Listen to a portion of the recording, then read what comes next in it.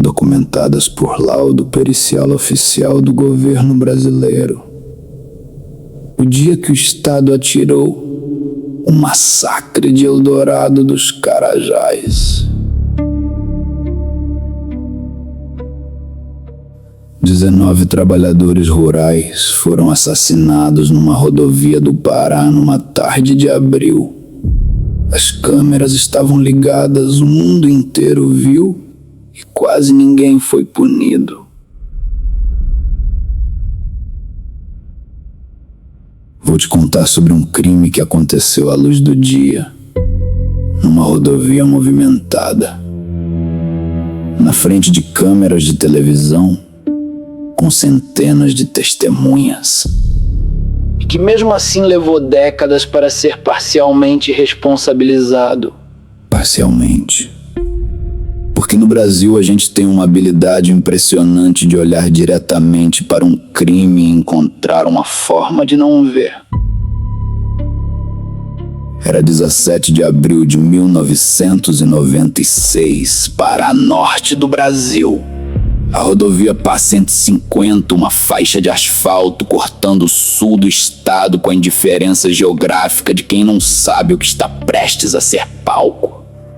Cerca de 1.500 trabalhadores rurais sem terra bloqueavam a rodovia. Membros do MST, Movimento dos Trabalhadores Rurais Sem Terra. Homens e mulheres que haviam acampado às margens daquela estrada porque não tinham outra forma de ser ouvidos. Pessoas que haviam chegado ao limite do que pessoas chegam antes de parar uma estrada, que é um limite muito alto, que exige muito sofrimento para ser alcançado. Eles pediam a desapropriação da fazenda macaxeira, terra improdutiva legalmente passível de reforma agrária com processo aberto havia anos num sistema judicial que tinha outras prioridades, como sempre tem. O governo do estado do Pará enviou a polícia militar para desbloquear a rodovia. 155 policiais militares armados para remover trabalhadores rurais desarmados que bloqueavam uma estrada. A proporção já diz alguma coisa, mas deixa eu terminar. O comando da operação era do Major José Maria Pereira de Oliveira e do Coronel Mário Pantoja. 2 homens que naquela tarde tomariam decisões que definiriam o resto de suas vidas. E as últimas horas de 19 outras. O que aconteceu na curva do S?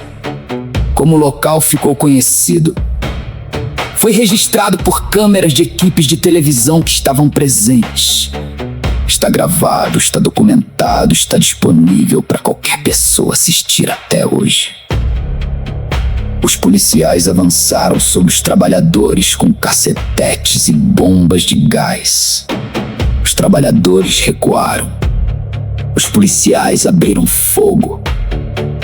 Com fuzis, com espingardas, com pistolas.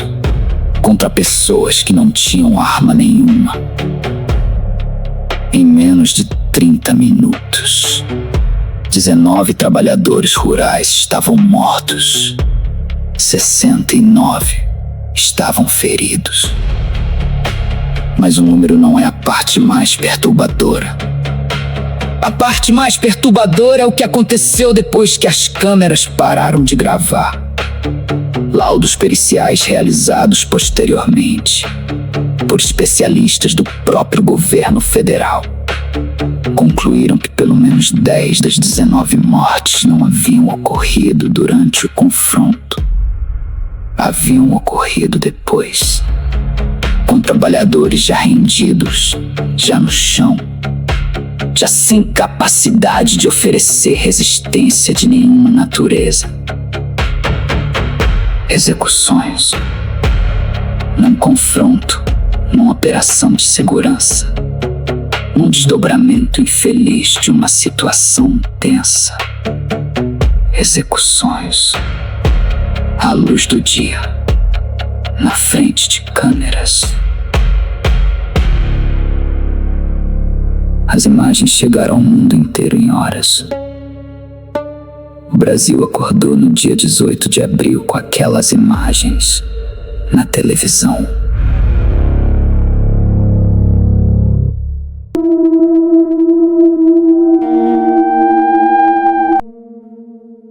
E o mundo que assistiu esperava uma resposta proporcional ao que havia visto.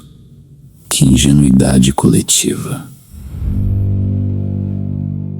O governador do Pará na época era Almir Gabriel, que em entrevista coletiva no dia seguinte descreveu a operação como necessária para a manutenção da ordem pública. Ordem pública. 19 mortos, 69 feridos, execuções documentadas. Ordem pública. A linguagem que o poder usa quando precisa transformar massacre em procedimento. Os processos judiciais que se seguiram ao massacre de Eldorado dos Carajás são um curso intensivo sobre como o sistema judicial brasileiro funciona quando o réu tem patente e o morto não tem terra. Recursos habeas corpus, prescrições debatidas, competências questionadas, júris populares realizados e anulados, condenações que viraram absolvições, absolvições que viraram condenações, condenações que viraram regime aberto. 21 anos. 21 anos de processo. O coronel Mário Pantoja foi condenado em 2012 a 228 anos de prisão, em regime fechado.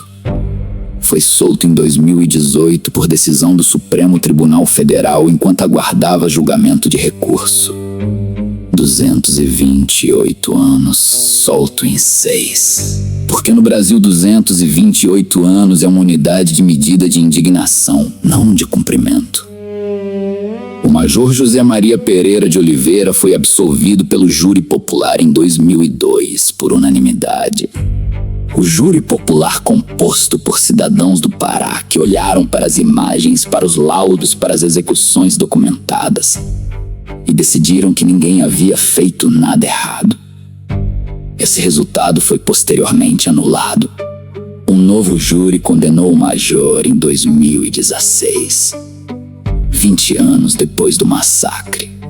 20 anos para chegar a uma condenação por algo que estava gravado em vídeo desde 1996. Os nomes dos 19 trabalhadores assassinados naquela tarde estão gravados no monumento às margens da Pá 150, no exato ponto onde foram mortos. Valmir Mota de Oliveira, 11 mortos cujos nomes completos nunca foram amplamente divulgados pela mídia nacional. Trabalhadores rurais sem terra, sem coluna de jornal, sem editorial de revista, sem minuto de silêncio em plenário. Com um monumento de concreto numa rodovia do sul do Pará, que a maioria dos brasileiros nunca visitou. Que a maioria dos brasileiros talvez nem saiba que existe. O massacre de Eldorado dos Carajás teve uma consequência que ninguém havia planejado. Ele fortaleceu o MST. Porque quando o Estado assassina pessoas que pedem terra numa rodovia ao vivo, e o mundo inteiro vê, e quase ninguém é punido, o movimento que deveria ser silenciado fica maior. Porque o silêncio que o poder esperava produzir virou grito. O Abril Vermelho, como o MST passou a chamar o mês de abril memória do massacre, se tornou o período de maior intensidade de ações do movimento no calendário anual. Todo ano em abril. Como uma resposta que não terminou em 1996 e que não vai terminar enquanto a terra que provocou aquele bloqueio naquela rodovia ainda não tiver dono que plante. 17 de abril de 1996.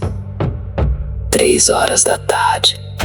Curva do S-Pá 105 Eldorado dos Carajás, Pará. 19 pessoas foram para uma rodovia pedir o que a Constituição Brasileira de 1988 já havia prometido a elas. E o Estado brasileiro não deu 155 policiais armados responder essa pergunta. A resposta foram tiros, documentados, gravados, transmitidos e quase impunes. E o que fica depois de tudo isso não é raiva. A raiva é fácil, a raiva passa. O que fica é uma pergunta que o Brasil ainda não respondeu. O que um país diz sobre si mesmo quando filma o próprio Estado assassinando trabalhadores rurais desarmados? Assiste. Em 20 anos de processo, não consegue prender ninguém de forma definitiva. O que esse país diz sobre si mesmo é exatamente o que você acabou de ouvir.